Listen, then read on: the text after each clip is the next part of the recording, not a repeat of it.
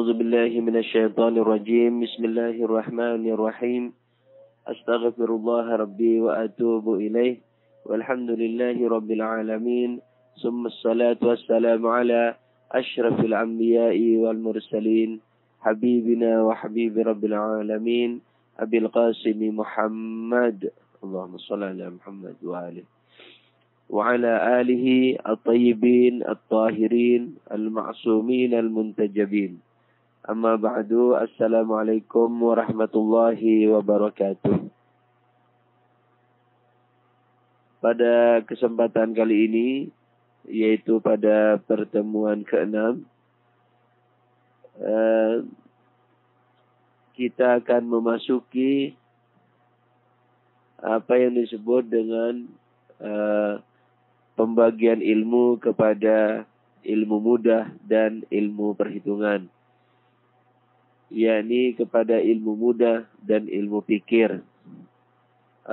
Yang dimaksud dengan ilmu mudah dan ilmu perhitungan, yang disebut dengan ilmu mudah adalah suatu ilmu atau gambaran yang ada di akal kita yang tidak perlu kepada renungan, yang tidak perlu kepada pikiran. Itu yang disebut ilmu mudah.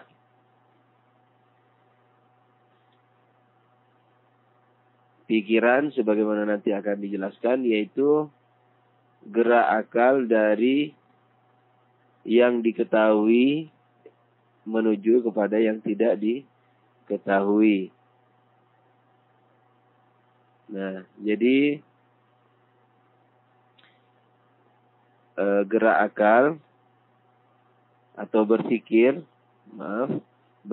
adalah gerakan akal dari yang diketahui menuju kepada yang belum diketahui.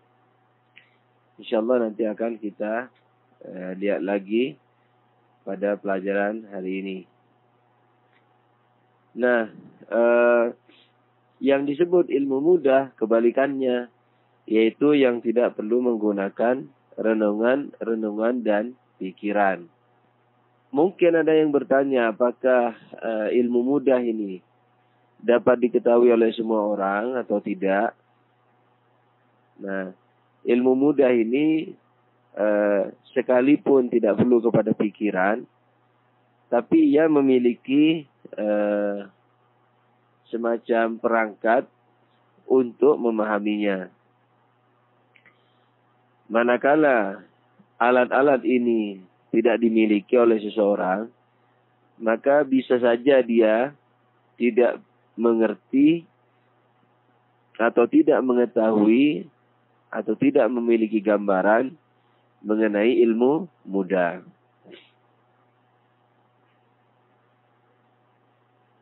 Nah, ilmu mudah ini memiliki 5 katakanlah alat atau 5 syarat. Mungkin saya berikan contoh dulu. Ilmu mudah ini seperti misalnya apa? Api. Atau api itu panas, putih, merah. Itu tidak perlu pikiran, tinggal melihat saja kepada objeknya, tinggal menyentuh saja kepada objek api, maka kita akan mengerti bahwa api itu panas. Tidak sama dengan misalnya memahami gravitasi. Itu sudah mulai berpikir. Atau listrik. Nah, itu berpikir manusia. Atau misalnya sudut segi 4 sama dengan misalnya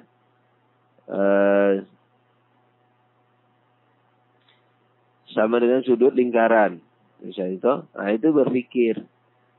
Jadi kita mesti berpikir. Dan yang termasuk kepada ilmu mudah atau ilmu pikir ini, dua-dua ilmu yang kemarin yang kita telah ketahui, yaitu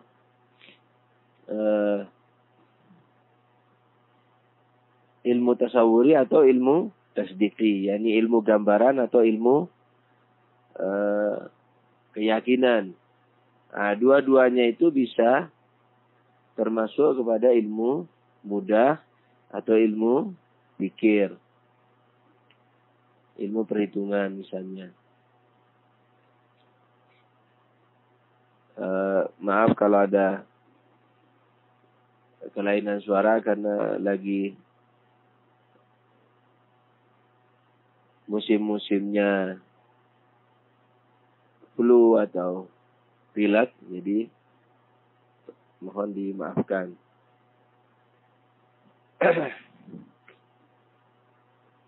Jadi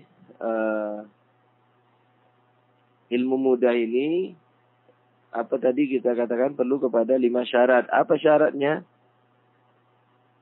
Yaitu sehat panca indera. Nah, jadi sekalipun untuk mengerti warna merah cukup dengan melihat, tapi kalau dia nggak punya mata, dia tidak bisa mengerti apa yang disebut warna merah. Jadi sehat panca indera. Yang kedua perhatian. Jadi ada perhatian, ada tawajuh katanya dalam bahasa Arab. Jadi misalnya kita ngobrol dengan seorang teman. Ketika berpisah, ada yang bertanya, itu temanmu tadi pakai jam atau tidak? Atau bajunya warna apa? Kalau kita nggak perhatian kepada jamnya atau bajunya ketika kita berbicara, itu kita tidak akan mengerti bahwa dia pakai baju warna apa atau pakai jam atau tidak pakai jam. Jadi perhatian itu perlu. Jadi misalnya sering kita ngobrol atau mendengarkan penjelasan Ustadz di kelas.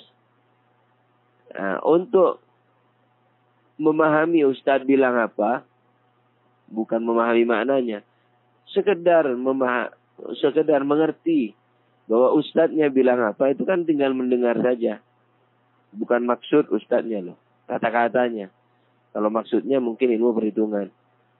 Tapi asli kata-katanya itu tidak perlu kepada pikiran. Cukup mendengar saja. Tapi kalau kita nggak perhatian, pikiran kita ngelamun kemana-mana. Nah, maka ketika ditanya oleh teman, tadi Ustadz bilang apa? Nggak ngerti bilang apa. Nah, jadi itu kurangnya perhatian. Jadi 2 syarat sudah kita ketahui. 1, sehat panca indera. 2, perhatian. Yang ketiga, sehat akal. Jadi kalau gila, biar diberi misalnya, ini kue. Bisa saja orang gila itu tidak mau kue. Karena dia pikir apa? Kue itu ular. Enggak, siapa yang mau ular? Umpama itu. Namanya sudah gila. Jadi biar kue, padahal untuk mengerti kue tinggal ngelihat. Atau dicicipi, dimakan. Tapi dia, karena akalnya tidak sehat, maka kue dikira ular. Yang keempat, syaratnya apa? Tidak dipikir. Yani tidak dipikir. Kalau dipikir, maka yang ilmu mudah tadi akan menjadi hilang. Seperti misalnya mobil.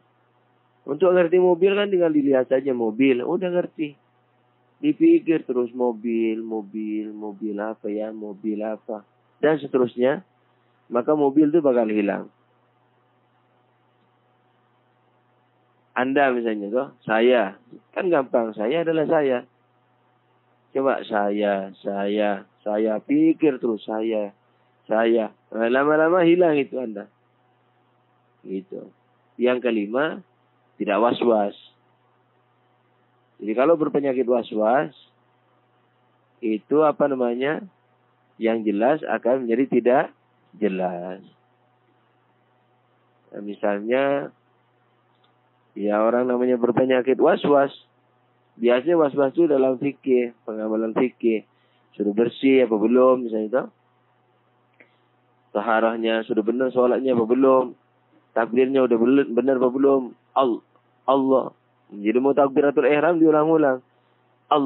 Allahu Akbar. Misalnya. Terus diulang-ulang. Karena dikira takut salah bacaan Allahu Akbarnya. Padahal untuk mengerti bahwa Allahu Akbar itu sudah terbaca atau tidak, tinggal takbir saja Allahu Akbar. Tapi karena takut salah, was-was, jadi Allahnya mau bilang Allah, alnya itu sampai 10 kali. Nah, jadi ada 5 syarat sehat akal. Kemudian ada perhatian, sehat panca indera, tidak dipikir, dan tidak was-was. Ini mungkin kelihatan mudah ya, tapi nanti insya Allah di filsafat kita lihat bahwa kita sering mengalami pemikiran terhadap hal yang mudah. Atau pada bab-bab tertentu lah. Misalnya seperti wujud. Apa wujud itu? Padahal untuk mengerti wujud gampang. Tinggal ngelihat, ngeraba, merasakan. Dari berbagai hal kita dapat merasakan wujud.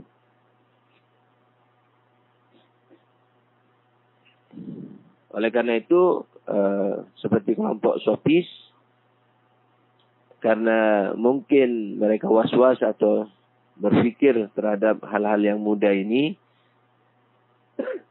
bukan mencari jati dirinya, tapi yang mudah dilihat dari yang mudahnya itu dipikir, maka menjadi hilang. Oleh karena itu, seperti ilmu yang sangat mudah, ilmu itu keberadaannya dapat sangat dirasakan oleh kita. Mudah sekali ilmu. Oh iya. Jadi kalau kita katakan ilmu itu yang apa-apa yang kita pahami, apa-apa yang tergambar dalam akal, itu sebenarnya bukan definisi. Dia itu adalah hanya sekedar penjelasan kata untuk membimbing murid terhadap keberadaan ilmu. Di mana secara ilmiah, secara teori maksudnya.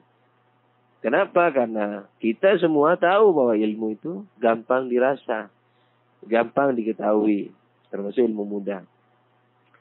Apalagi fungsi ilmu. Ilmu adalah untuk apa? Untuk mengarahkan kita kepada apa-apa yang kepada apa-apa yang tidak kita ketahui. Nah, kalau ilmu ini sendiri perlu didefinisi, yakni perlu kepada penjelasan, maka ilmu itu sendiri tidak jelas. Kalau tidak jelas, bagaimana bisa menjelaskan hal-hal lain? Padahal ilmu adalah menjelaskan hal-hal lain itu.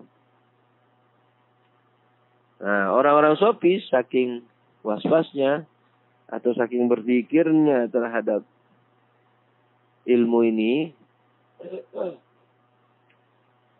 maka dia akhirnya mengingkari apa? Ilmu. Bukan hanya mengingkari ilmu, keberadaan juga diingkari. Pertama, dia mengatakan bahwa ilmu itu tidak ada. Jadi semua informasi kita salah. Yang kedua, pada akhirnya apa? Mengingkari semua keberadaan. Pelajaran minggu lalu atau sebelumnya sudah diuraikan bagaimana cara menyadarkan kembali mereka. Misalnya diajak ke air, diajak ke harimau. Kalau dia lari, bilang, kenapa lari? Kita nggak punya ilmu. Itu kan, misalnya kalau dia bilang, itu kan ada harimau di situ. Bilang, nggak ada ilmu kan. Harimau itu kan ilmu kita tentang keberadaan harimau. Ilmu kita salah. Yang kedua, ketika ilmu kita salah, yang mengatakan ada harimau, harimaunya juga nggak ada. Nggak ada bukti terhadap keberadaan harimau umpamanya. Gitu. Jadi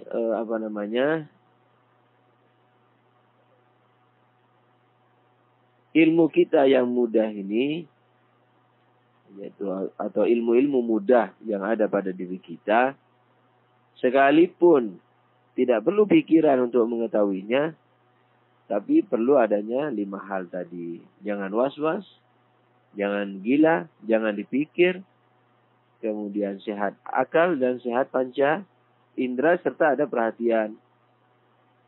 Yakni apa? Sehat panca indera, sehat akal. Kemudian ada perhatian, kemudian tidak dipikir dan tidak was-was. Gitu. Sedangkan ilmu perhitungan atau ilmu pikir sebaliknya. Yaitu apa? Yaitu perlunya kepada pikiran. Sementara pikiran itu apa? Pikiran itu adalah gerak akal dari yang diketahui menuju kepada yang belum diketahui. Jadi kalau kita menemukan satu masalah, mendapatkan masalah misalnya, bukan masalah problema hidup, bukan. Masalah yakni apa-apa yang tidak kita ketahui. Kita dihadapkan kepada suatu masalah, yakni sesuatu yang tidak diketahui, yang harus diketahui misalnya. Kita berpikir, misalnya gampangan saja ditanya oleh orang Jakarta, Mas,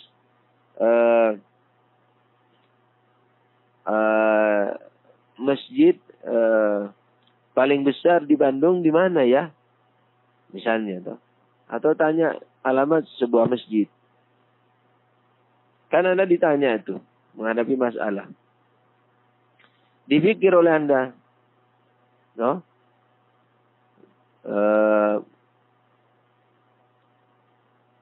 Karena sebelumnya misalnya tidak tahu. Kalau sudah tahu masjid terbesar itu mana, ya tinggal nyebut. Itu tergolong ilmu mudah. Karena sudah ada perbandingan. Tapi kalau, atau tahu alamatnya, misalnya itu, nah itu mah ilmu mudah. Memang sudah ilmu mudah. Tapi bagi Anda yang sudah melihatnya, bagi Anda yang sudah menghitungnya. Nah. Tapi sekarang misalnya belum ada perhitungan nih. Belum ada perhitungan masjid mana yang paling besar. Anda berpikir bagaimana nih caranya. Nah, Anda melihat seluruh masjid yang ada di benak Anda di Bandung. Lalu, kan jadi ketika mendapatkan masalah, masjid mana terbesar, dilihat di benak kita. Masjid ini. Jadi kayak buka file. Lalu dibanding-banding, lalu kita bilang, ketika kita merasakan ada yang paling besar, maka kita ambil itu, maka kita katakan masjid fulan. Saya kayak begitu. Jadi kalau kita menemukan masalah, masalahnya itu apa, ketika sudah mengerti masalahnya apa, baru dibawa ke pustakaan dia. Kepustakaan yakni kepada file-file, kepada informasi yang ada di benak kita. Lalu kita rakit-rakit, kita pisah-pisah. Kemudian kita ambil yang kita rasa sesuai. Apakah ilmu tasawuri atau ilmu tasdiki? Apakah ilmu gambaran atau ilmu perhitungan? Oke, mari kita baca naskah.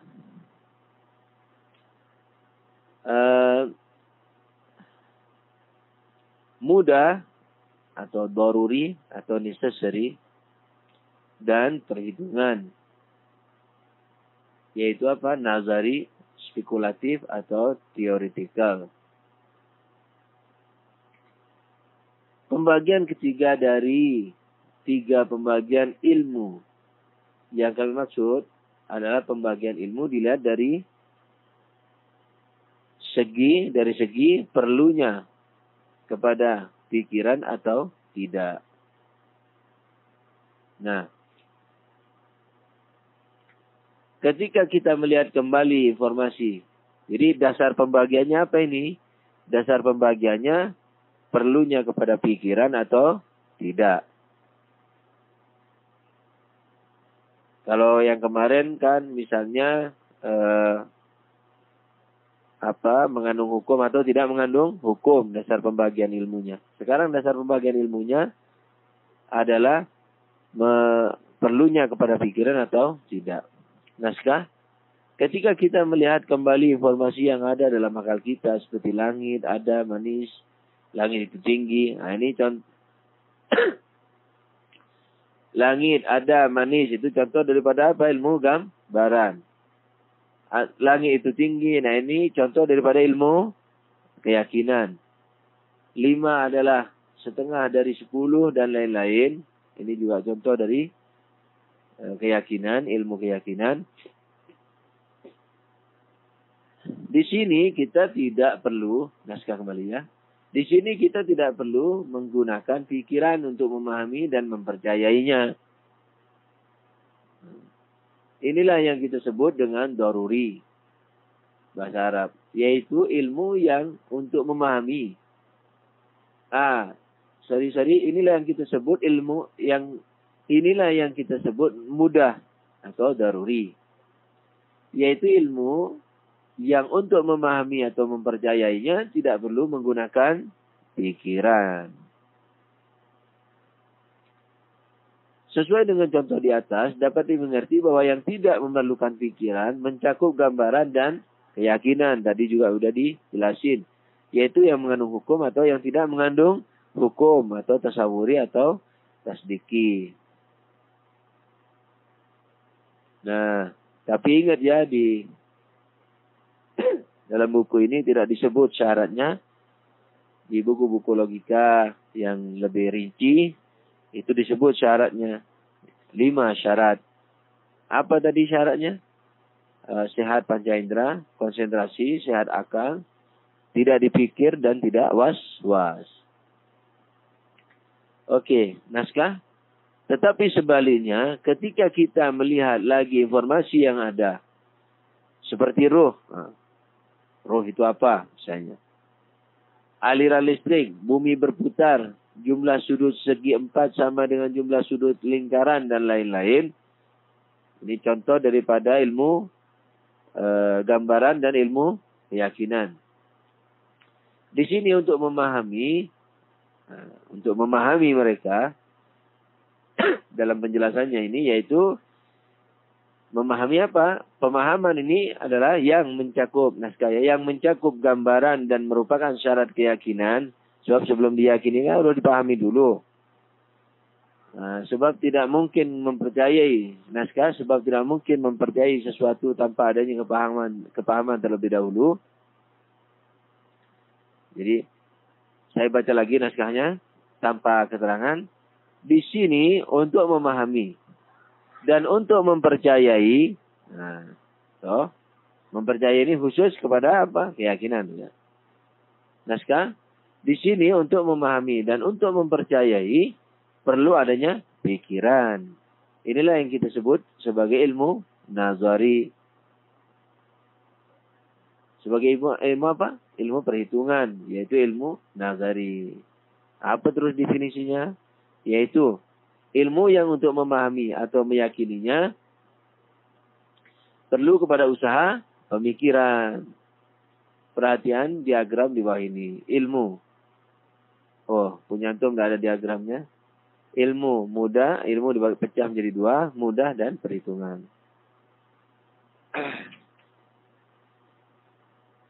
Tambahan penjelasan tentang subjek ilmu logika. Dalam definisi ilmu logika dalam definisi ilmu perhitungan atau nazari terdapat kata-kata pikiran.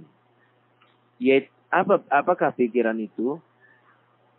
Pikiran adalah gerak akal dari yang diketahui kepada yang tidak diketahui. Kita sering dulu sebelum belajar logika mengira bahwa pikiran adalah gerak akal dari yang diketahui, yang tidak diketahui menuju kepada yang diketahui. Nah, itu salah. Jadi gerak akal dari yang diketahui, sebab kita mengira gerak akal itu dari yang kita tidak tahu kepada yang kita tahu. Saya tidak tahu kemudian tahu. Dikira gerak akal dari yang tidak tahu kepada yang tahu. Nah, padahal kalau tidak tahu bagaimana bisa jadi tahu?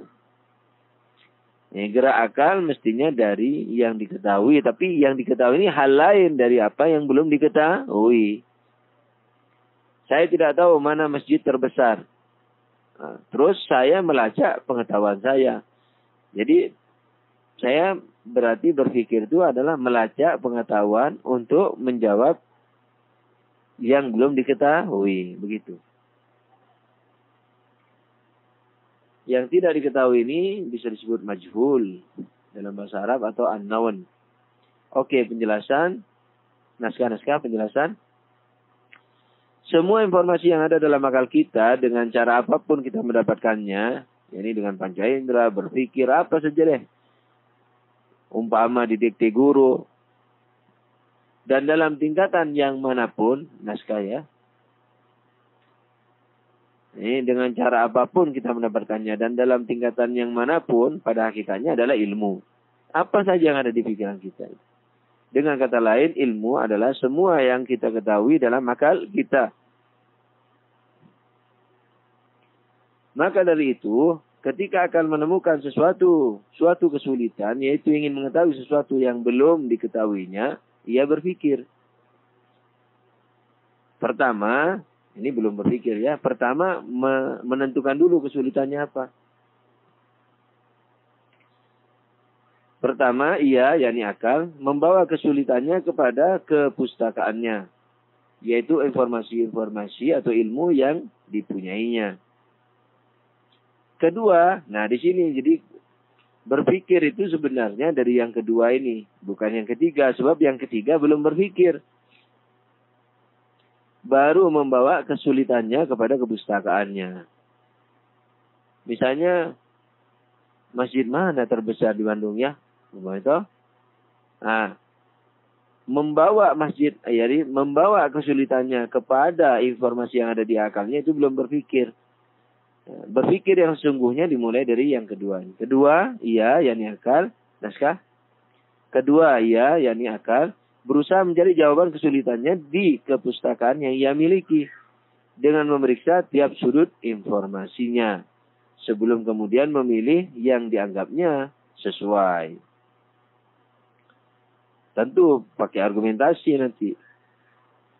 Ketiga, nah, ketika akal sudah menemukan jawabannya yang ia lakukan pada tahap kedua, maka yang kembali, yakni kembali kepada kesulitannya itu, dengan membawa penemuannya itu kepada apa yang ia tidak ketahui sebelumnya. Yakni kembali dari membawa oleh-oleh dari perpustakaannya, kembali menuju kepada mana? Menuju kepada yang tidak diketahui. Tahu sudah masjidnya ini. Gitu. Begitu. Inilah yang dikatakan, naskah-naskah, inilah yang dikatakan perjalanan atau gerak akal dari yang diketahui atau maklum atau known kepada yang tidak diketahui atau majhul atau unknown. Sampai sekian dulu pertemuan kita kali ini. Semoga kita selalu dilindungi oleh Allah, diampuni dosa-dosa kita dan dilindungi oleh Allah dari dosa-dosa berikutnya, baik berupa pelanggaran atau berupa kebodohan. Dan mudah-mudahan kita tidak pernah dipisahkan dari agamanya, dari Al-Qur'annya, dari nabinya dan ahlul bait nabinya salawatullahi alaihim ajma'in. Amin ya rabbal alamin. Wabillahi taufiq wal hidayah. Wassalamualaikum warahmatullahi wabarakatuh. Wabillahi taufiq wal hidayah. Wassalamualaikum warahmatullahi wabarakatuh. Wabillahi taufiq wal hidayah. Wassalamualaikum warahmatullahi wabarakatuh. Wabillahi taufiq wal hidayah. Wassalamualaikum warahmatullahi wabarakatuh. Wabillahi taufiq wal hidayah. Wassalamualaikum warahmatullahi wabarakatuh. Wabillahi taufiq wal hidayah. Wassalamualaikum warahmatullahi wabarakatuh. Wabillahi taufiq wal hidayah. Wassalamualaikum warahmatullahi wabarakatuh. Wabillahi taufiq wal hidayah. Wassalamualaikum warahmatullahi wabarakatuh. Wabillahi taufiq wal hidayah. Wassalamualaikum warahmatullahi wabarakatuh. Wabillahi taufiq wal hidayah. Wassalamualaikum warahmatullahi wabarakatuh. Wabillahi taufiq wal hidayah. Wassalamualaikum warahmatullahi wabarakatuh. Wabillahi taufiq wal hidayah. Wassalamualaikum warahmatullahi wabarakatuh. Wabillahi taufiq wal hidayah. Wassalamualaikum warahmatullahi wabarakatuh.